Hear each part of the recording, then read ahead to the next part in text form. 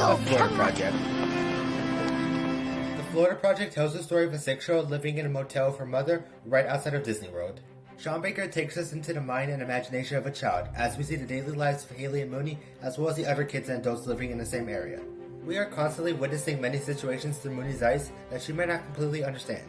This movie is an honest exploration of the wonders and reality of childhood, and it also comes down to the way the film was shot.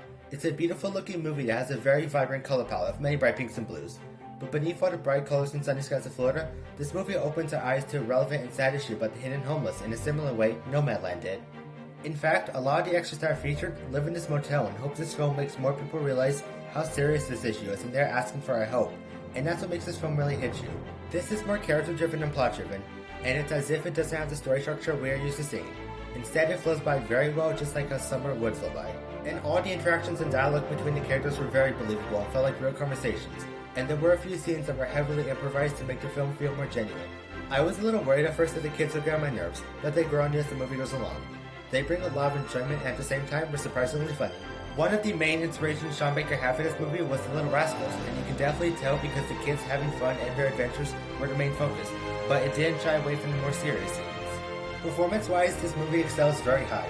Willem Dafoe of course is very strong, but the biggest standouts came from Brooklyn Prince and Bria Vinaite. Both of them knocked it out of the park and gave authentic performances. These three worked together so well and they made each scene feel more real every time they are on screen.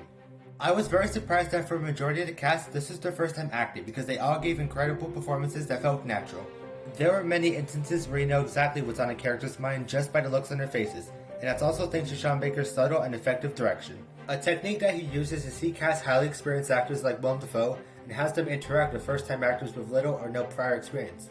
In fact, Baker discovered Bria Vinaite on Instagram, and after many conversations and emails, he asked her to audition as Haley. My only small issues are some pacing problems early on. There are some scenes that felt slower than others, but the movie picks up as it goes along. And at first I didn't completely understand the very ending and honestly thought it was a questionable decision. However, the more I really thought about it and reflected on the entire film leading up to it, I now understand what Baker is telling us and it made the whole movie more heartbreaking. And once again, Brooklyn Prince was amazing and this was a strong start to her acting career.